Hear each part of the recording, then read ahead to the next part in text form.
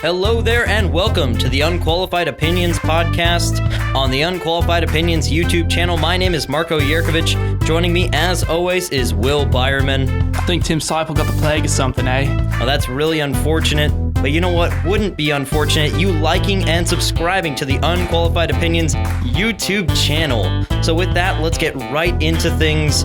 Will, we've got a big day ahead of us, so let's get right into it with some NFL quarterbacking news. So Nick Foles is returning from that collarbone injury he suffered in, I believe, week 1 or 2, and he's actually going to replace Gardner Minshew as the starter. Your thoughts on that?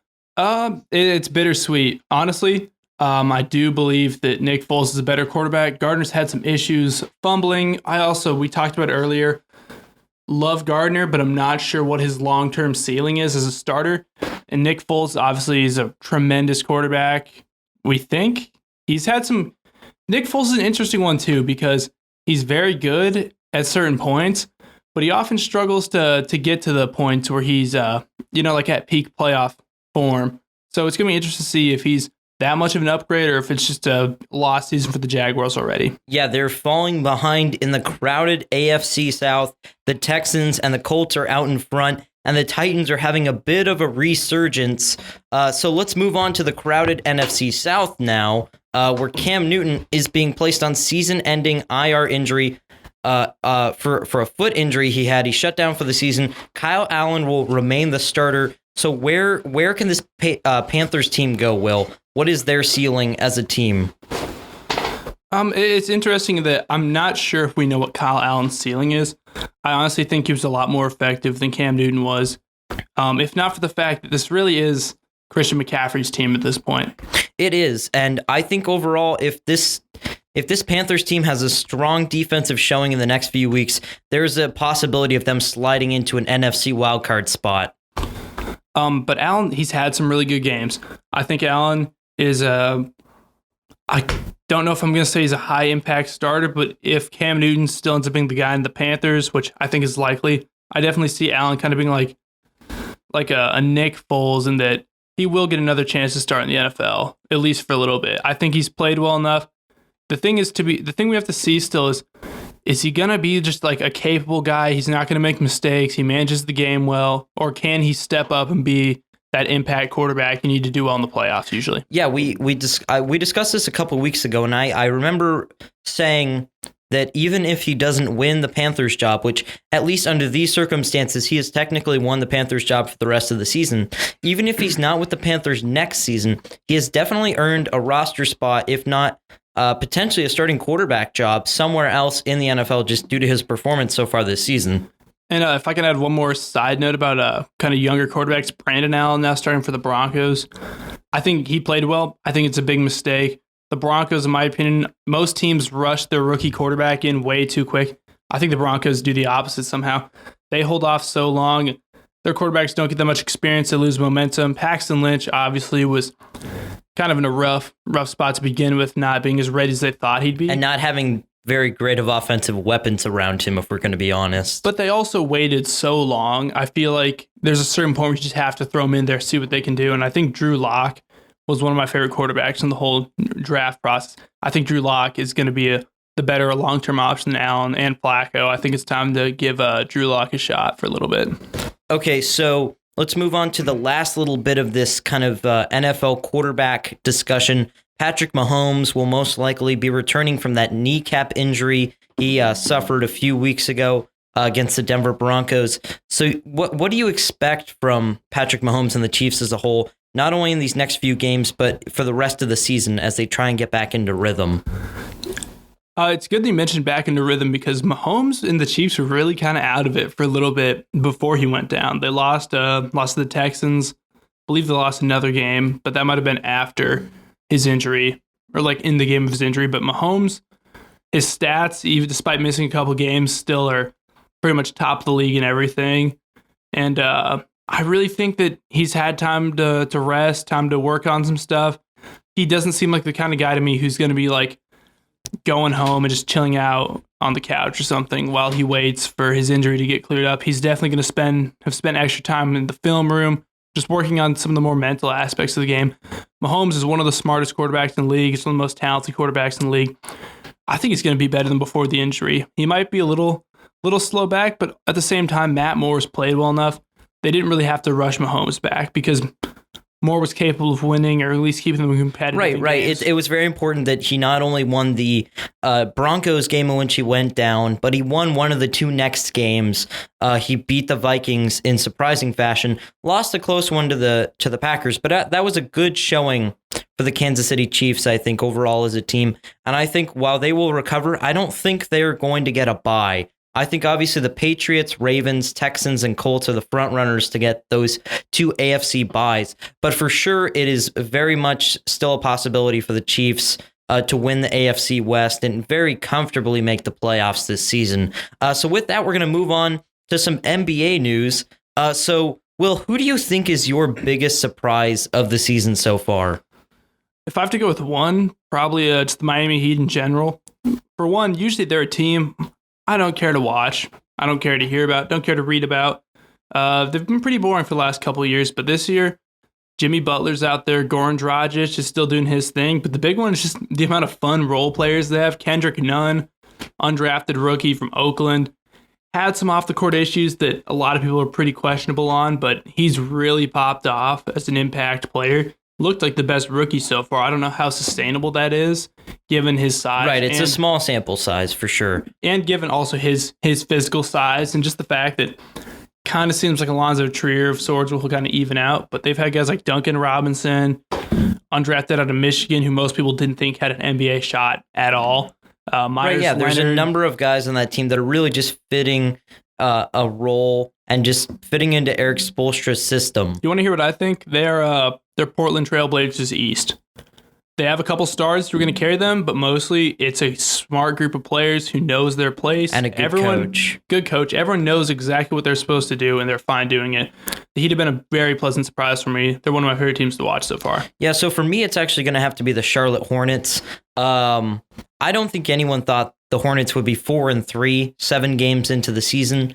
That's a pretty big surprise. I know, especially with Terry Rozier being their best player, that they probably, a lot of people would have pegged them for bottom 5, bottom 3, even the worst team in the league. Well, here's the thing with the Hornets. Nobody really expected any of their young players, their recent draft picks, to really do much that was worth watching, which was kind of their biggest issue projecting them. Because Michael Jordan doesn't want to tank, but there's nothing worse than inorganic tanking, as you could say. Or would it be organic? I don't know. Either one of those. But when you're trying to tank, you lose bad, but you have a goal in mind. And the Hornets aren't trying to tank, but they were doing a good job of it anyway. So they were really looking just like a boring, slow team. But Devontae Graham, especially 35 points last night, has especially looked great. They're just having a lot of surprising players. A lot of their younger players who we were wondering, like, what's the ceiling here, have started to look really good. There's actually, like, a legitimate foundation of young players with Miles Bridges, Dwayne Bacon. They're just playing. They're playing loose and fun. That is really what's going on. So, with going on the biggest surprises, now let's look at your biggest flop of the season so far. What team have you just been completely disappointed with performance-wise? That'd have to be the Golden State Warriors. A team I have a very, very mixed relationship with. On the one hand, huge basketball fan. That's definitely my favorite sport to watch and play. It's something I've grown up around. And it's incredible to see the Warriors do stuff as a team together. I kind of thought that way basketball is on the way out with like LeBron's Heat teams. Really good, really talented. But I thought once the Spurs were done, we wouldn't see a team that just seamlessly meshes talent, but at the same time, just being a really great team system with a good coach and just everyone buying into one identity in a certain way. I thought we were done with that. The Warriors proved me wrong, and then they kind of annoyed me by being so good for a while. But I mean, a lot of it's injuries. Curry's out, Draymond's out for a bit, Clay's out, KD's gone. For me, I struggled to put the Golden State Warriors as the biggest flop. Now, while performance-wise they may be, it's nothing happens in a vacuum. You have to look at the context of the situation. They went from a team that had 5 or 6 All-Stars last season, if you want to count Iguodala, down to a team that basically has D'Angelo Russell. Steph Curry's out for the next 4 or 5 weeks, and Draymond Green is having ankle issues. So what's really left on this team? Just a bunch of undrafted rookies, minimum salary free agents.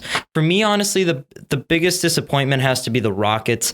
I just felt like Mike D'Antoni within his system was going to have the Rockets flourishing, at least early in the season, because the Rockets have always been a regular season team able to put up big numbers, and they just haven't quite been there yet. Now, I know it takes time, especially when you're putting an MVP with another MVP, in the case of Westbrook and Harden. But I'll give them time to figure it out. For now, they're the biggest flop. I'd say let's hold the phone on that, though, because they did this last year. They started out bad. They started the year before that was Chris Paul's injury, I believe, that really derailed them early on. Starting team. So it's a little unfortunate that they've had such a slow start, but I don't think it's going to be a big issue after too long. I think they'll get their stuff figured out. Well, so let's move on to our Rookie of the Year predictions. So who do you have as someone that can win that award? It's a very weird year for that because, like I said, Kendrick Nunn has been one of the best players so far. No one really expected him to do a lot of that, and we haven't seen Zion Williamson. Obviously, was the big one. Really thought he'd be out there. He was the runaway favorite, but I mean, there are guys like Tyler Hero, John Morant, and RJ Barrett out of New York. So it's actually turned into a pretty solid rookie class. PJ Washington too from the Hornets has been really nice. It's been a very solid rookie class. I didn't totally expect. I thought it was a class. There's no bad draft classes. There's just certain ones where like Luka and Trey's draft class, you prioritize stars. This one you're prioritizing role players.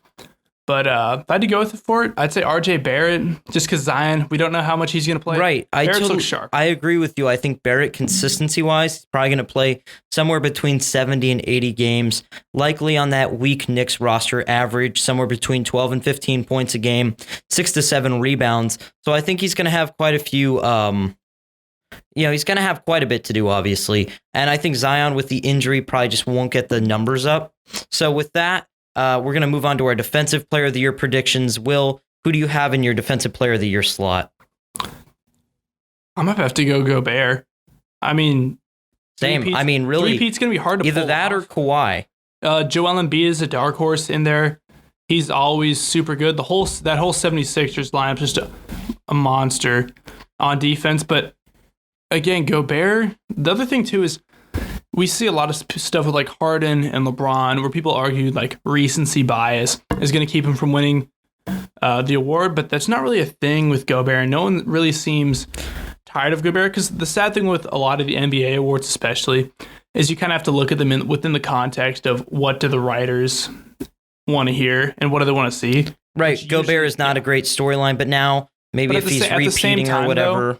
I was going to argue the opposite. At the same time, he's not a huge storyline, so there's nothing else dominating the conversation around Gobert. They're not going to look at Gobert and like he doesn't have the same baggage that like LeBron or James Harden's going to have. They're just going to look at Gobert and see a great defensive player. So I think it's going to be between him and Embiid. I also think Kawhi's in that conversation if he plays enough games to make him a viable candidate. But with that, we're going to move on to our Heisman candidates and welcome Paul Hires and Jared DeHaan into the podcast. Boys, how are you doing today? We're going to just quick go through our list 1, 2, and 3. So, Paul, who do you have third in your Heisman rankings? So number 3, I got to go with Chuba Hubbard for Oklahoma State. He's got 1604 yards on 18 touchdowns, 6.8 average on the season. I think that's the most for any running back as of right now. And when you think about the Heisman, he's really carrying that offense for the Cowboys. All right, Jared, who do you have in third? I'm the same as Paul. I have been so impressed by Hubbard this year, and even though Oklahoma State might not have the record usual Heisman candidates get seen as like how they do, the team is doing well, but he has been just going off, like averaging almost 7 yards a carry through 9 games. That's absolutely insane. Yeah, so in third, I'm gonna have to have Justin Fields, the Georgia transfer now at Ohio State. He has led them to now the number 1 ranking in the first college football playoff rankings. And I honestly think they've had one of the most potent offenses in the country. Obviously, you could say the same. You could make a case for putting Chase Young, the defensive end from Ohio State, at 3. But for the time being, I have Justin Fields at number 3. Will, Who's your third spot on this one?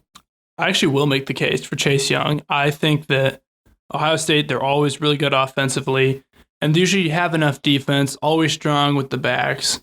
Shout out to Jeffrey Okudah. Looking like a really great player, but I think Chase Young is probably the best player in the country, just period. Yeah, I don't think a lot of people dispute that. Probably the number one overall pick in the draft. Paul, who do you have in second in your Heisman voting right now? Yeah, I'm going to go with Jalen Hurts right now. It would be a three-peat if he were to win it. And, yeah, they lost last week, but if you look at the game, it really wasn't his fault. He put up 395 yards and a touchdown against Kansas State, and he's just been looking solid all season. I think he's still got a shot at this one. Yep, Jared, who do you have at number 2? I'm going to go with the Wills, number 3. I have Chase Young. Like, seeing him play, he is a scary dude. Like, he is so good, and as you said, probably the best athlete in college football right now. I mean, he's had 29 tackles and 13 and a half sacks this year with 5 forced fumbles. That's crazy numbers. That's some pretty impressive numbers. I'm actually going to have to agree with Paul and go with Jalen Hurts. Alabama's offense has been completely ridiculous up until this point, and the loss really wasn't his fault. They put up 41 points against K-State, so I have Jalen Hurts at 2. Will, who do you have at number 2? Just to make it short, I agree with you guys. Hurts has had a great season, playing for a great offense. Honestly, I think the Oklahoma narrative is going to hurt him a little bit. All right, Paul, who do you have at number 1 in your Heisman voting? Yeah, I think we did this earlier this year, and I went with Joe Burrow. I'm going with him again. I think he's first in passing yards and passing touchdowns, I think. Maybe that's right. Only 4 interceptions on the year with 30 touchdowns, 2805 yards. Got Alabama coming up this week, but I think as of right now, it's Burrow's Heisman to lose. All right, Jared, who do you have at number 1? I'm going to go with one that most of you already said, and that's Jalen Hurts. I mean, he has been outstanding this year, and even though maybe his numbers don't stack up to Burrow at this point, I still think if you've seen all his games, Hurts has just been going insane. If he wins, it would be 3 straight Oklahoma quarterbacks. I think that'd be pretty cool, but it'll be interesting if it ends up happening. See, I actually think that being the third quarterback in a row from Oklahoma to be a Heisman contender and potentially win it is actually going to hurt Jalen Hurts in the long run. That's why I'm going with Joe Burrow because, and let me not, shy away from, Joe Burrow's success, but more looking at Jalen Hurts at my number 2 spot. I think at some point, if all of these Oklahoma quarterbacks are so ridiculously successful, at what point do we just credit Lincoln Riley instead of the quarterbacks? Not to discredit them, but to just show how great of a system Lincoln Riley runs. So that being said, I've got Joe Burrow at number 1. Will, who do you have? No surprise, Joe Burrow too. That really was what I was implying with the Hurts recency bias type deal. But the thing with Burrow is when you look at the stats, he's pretty much sandwiched between 2 quarterbacks at everything. He's in second place in most categories, behind blanking on the name, Washington State, Taylor Donald, I think, something like that. He's right behind Washington State's quarterback, and he's above Hawaii's quarterback, Cole McDonald. And those are like monster air raid, ridiculous stats numbers. You're never surprised when you see those 2 schools having quarterbacks at the top. Burrow goes to LSU.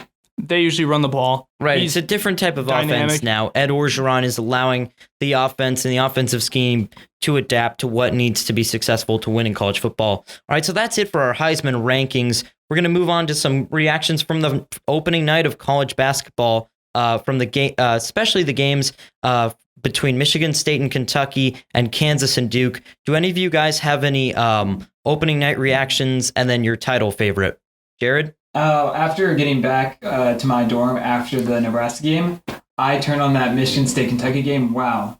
Those 2 teams are going to be so impressive this year. Even though Michigan State was the preseason number 1, watching them, I still have a lot of faith in them. But man, Kentucky is going to be so good this year. Calipari has his best team I think he's ever had before. So is that your top title contender at this point? I really think so. But Duke really impressed me against Kansas, too. Kentucky and Duke are the ones to beat right now, in my opinion. All right, Paul, your thoughts from opening night of college basketball? Yeah, pretty disappointing that Nebraska lost double digits at home to UC Riverbank or whatever. I don't even know who we were playing. But yeah, I agree with Jared. Duke losing 2 first round, I think top 3 picks in the draft, and they still come out impressive. I just don't know how Coach Mike does it every year. It's just impressive to see that. But yeah, Kentucky's looking pretty good too, and I think Michigan State will drop a couple just because they play in those really tough games early on, but they'll be back. All right, Will, your thoughts? One real quick. I actually love that we have these classic tournaments set up so the top teams are getting like some actual, okay, college football, you play like random FCS schools if you're a top team. I like seeing some actual tests early in the season from college basketball. I don't think Michigan State's going to be the team to win it this year. My boy Matthew Hurt and Duke really impressed me, but I kind of agree with Jared, mostly because I know Jared is such a college basketball guy. If he says that Kentucky has the best team Calipari's have, I'll go with him. To be honest, I get pretty into it around March Madness, but I'm not super engaged for the regular season. But I trust Jared. I like Kentucky. Or I don't like him, but I think they'll win. All right, so with that, we're going to move on to our weekly pick'ems. So our overall standings for that at this point, Paul's in first at 26-12, Will in second at 21-12, Tim in third place at 15-11, and Jared and I are tied in last at 20-18. So we'll just kind of get right into that with the first picks. So number 4, Penn State at number 17, Minnesota, Saturday at 11 a.m. on ABC. Will, who do you have in that one? Look, Minnesota's done some cool stuff. They beat Nebraska pretty bad. That hurt pretty bad. And they've really defied all expectations, but Penn State's number 4 in the college football playoff rankings. They have one of the best O-lines in the game. They have one of the best D-lines in the game. I don't think Minnesota has like a reasonable shot at this one. I think they lose by 3 touchdowns. All right, Paul, who do you have in this one? Yeah, I agree with that. And Minnesota, give them credit for being undefeated at this point, but they're 17th in the playoff ranking for a reason, right? You take a look at their schedule. There's really nothing there to tell you that they're even worth being considered at this point. And really, if you talk like they're, one slip-up play away from losing to Georgia Southern. Right, or South Dakota State, or Fresno State, or Purdue. They beat all 4 of those teams we just named by a possession or less, 7 points or less. So they're there for a reason for sure. Yeah, and it does help that they are home, but I don't see them winning this game. And if they do, obviously we got to give them more credit, more respect, but I got to go with Penn State right now.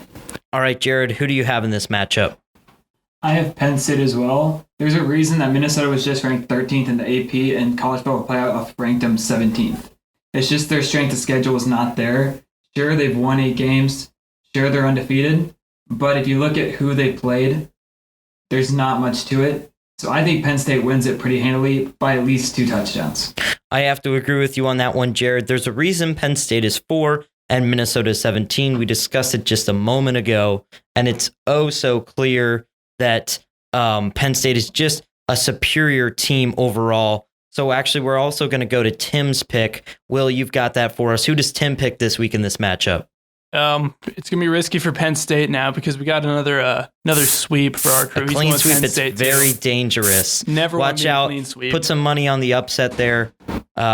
Put some money on Minnesota. So let's move on to our second college football matchup of the day. Number 2 LSU at 3 Alabama, Saturday 2:30 on CBS. That's the college game day game. So Will, who do you have in that one?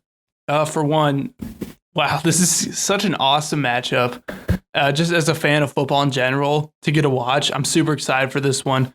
I'm definitely going to actually make a point to sit down and watch this one. And I'm going to go with LSU. I think it's going to be close. If Alabama wins, I'm not shocked at all. They obviously have a little more staying power than LSU of late. But I trust Joe Burrow. All right, and then what's Tim's pick on this matchup? Tim also has LSU. All right. Paul, who do you have in this one? Yeah, and I think if it weren't for Ohio State going ahead of those two in the playoff. This would be like the first time in a long time where we've seen number 1 and 2 square off in both college basketball and college football in the same week. So really great matchups this week. That being said, I got to go with the Tigers. Even though they're on the road, they've played impressive this season. And as I mentioned, Joe Burrow, my number 1 pick in the Heisman right now. I think that offense is going to make a statement on Saturday. All right, Jared, who do you have in this one? I'm going to go for the home team in Alabama. I just think I kind of wish College Game Day was at the Penn State-Minnesota game just to give them a little bit more airtime. But No. who could, I guess it's 2 against 3. How could you not do College Game Day there? Yeah. But I'm going to have to go with Alabama. I think they are going to win by at least a touchdown. Yeah, you guys kind of alluded to this. I wish this was a 1 versus 2 matchup. And I know Ohio State has very clearly been the most dominant team in the country to this point, but man, the last time it was 1 and 2, do you guys remember in the regular season? 2011 LSU Alabama. That's what I was thinking. In the field goal fiasco, LSU wins 9-6 and a rematch in the national title game. I think that that's actually quite likely again this year. But in this first iteration of this matchup, I'm going to have to go with the home team, Alabama. Tagovailoa is a game time decision, but I think he'll have a go of it. And I think he'll impress people with how he's able to bounce back from this injury. So I've got the Crimson Tide. Tagovailoa, by the way, has quietly become underrated this year. Right, it's just because of the consistency. We're just getting used to how dominant he is. So we're going to move on to our final college football matchup of the day. Number 18, Iowa, at 13, Wisconsin, Saturday, 3 o'clock on Fox. Will, who do you have in that one? What a gross college football game, Marco. Slugfest. Yeah, that both, for my opinion of the teams, and also like this is going to be a gritty, gross defensive matchup. Slugfest is a good word for it. Both these teams, I feel like, are teams that burn me every time I try to believe in them. But I'll go with Iowa. I don't have a lot of confidence in Wisconsin. That sounded very confident. Yeah. Well, state slogan. I guess I'll go with Iowa. All right. What's Tim's pick on that one? Tim has Wisconsin. All right. Paul, who do you have in that one? Yeah, as you guys mentioned, it's going to be pretty defensive. I think the over-under is 38.5. Seems like it should be like 19.5. But I don't know. Iowa's your consistent 8-4 team. Looking at the rest of their schedule, I think Wisconsin wins this one just because they've seemed to be more dominant this season. All right, Jared, who do you have in this one? I have Wisconsin. It's going to be a slugfest. If anybody picks over, I don't know what they're thinking, because if you've watched either of these offenses this year, I don't think either of them are going to score more than 2 touchdowns. I could see it being like Wisconsin 14, Iowa 13. That's probably my pick for the game. All right, well, in this one, I'm going to have to go with Iowa, and I'm going to have to go with the under. We've alluded to it. Not necessarily a game you need to watch, because the box score will even look pretty boring. But our first NFL matchup of the day is going to be the Minnesota Vikings at the Dallas Cowboys, Sunday, 7:15 on NBC. Will, who do you have in this one? Another game I don't feel great about picking. 2 teams that kind of consistently, I think, will consistently kind of play down to whatever team. Definitely, they play down other. to their opponents, for sure. And honestly, the Vikings didn't look that bad against the Chiefs. I kind of saw something there, but I'm just going to go with the Cowboys on this one. All right, and then what is Tim's pick on this one? Also Cowboys. All right, Paul, who do you have in this one? Yeah, I'm just going to go with the Vikings here. I don't know, that defense looks pretty solid, and we saw the Cowboys go 3-0, and then we saw them collapse. So I'm not sure where this Dallas team is right now. Not really sure where Minnesota is either, but I think Minnesota is going to win this. All right, Jared, who do you have in this matchup, Mr. NFL expert? Well, as everybody knows, I'm not an NFL expert. I'm bringing the curse with me, and Paul is currently number 1 in the standings. So I will be going with Vikings. Ooh, sabotage. I'm very concerned now. Both of these teams are absolute enigmas. You don't really know what they are week to week. And especially with Jared picking them, I'm very concerned. But I'm having to go with the Vikings. But I'm very concerned picking with Jared on an NFL game. So let's move on to our final NFL game and our final pick of the episode. Seattle Seahawks at the San Francisco 49ers, Monday, 7:15 on ESPN. Will, who do you have in that matchup? This is a really exciting game. First of all, I'm excited to watch this. I've really started to enjoy watching the Niners play. You never know what you're going to get from them on offense. And that's not to say they don't consistently score a good amount of points, but like you never know who's going to be doing it. But George Kittle, probably the best tight end out there this year. I'd say Garoppolo is really starting to pick it up. I'll go with the 49ers. All right. Great. What is Tim's pick on that one? Tim has Seahawks. All right. Paul, who do you have in this matchup? Well, I think this is the fourth or fifth time we've had the 49ers on the pick'ems, and I mean, really, we can't complain that they are. They've shown up week in and week out, and I've picked against them, I'm pretty sure, every time. I'm going to go the other direction this time. I'm going with the 49ers based on their performance against the Panthers and the Seahawks' performance against the Ravens. All right, Jared, who do you have in this one? I feel pretty confident in this one, and I'm going to go with the 49ers. All right, everyone put money on Seattle. Garoppolo for president. Jimmy Garoppolo's been getting it done this year. He's been doing enough to get 49ers where they are, and I think we just ride them until we see where they go. But I think 49ers will get it done this week. The 49ers are undefeated. They looked weak last week on Thursday Night Football against the Cardinals. Jared's picking the 49ers. I don't know why I'm doing this to myself, but I have to go with Jimmy G and Kyle Shanahan. I have to pick the 49ers. They're going to be 9-0. Beat Pete Carroll, Russell Wilson, and the Seahawks. I am not confident in this at all. Jared, you scare me when you pick the NFL. Who would have thought they would be 8-0 at this point? Very few people. Yeah, the 49ers have really stuck around. I think it was fair for us to criticize them, for some of us to criticize them. At least early on, they were not looking too hot. But you know what? They've gone the distance so far. They've impressed me. Just to detour from Marco real quick for a little rugby update. South Africa did end up winning that World Cup championship against England. Congrats, boys. Bring it home. And with that is all for episode 8 of the Unqualified Opinions podcast. Will Byerman, Paul Hires, Jared DeHaan, and myself, Marco Yerkovich. Thank you so much for joining us this week. Don't forget to like and subscribe to the YouTube channel. Leave a comment down below. We will see you guys next week.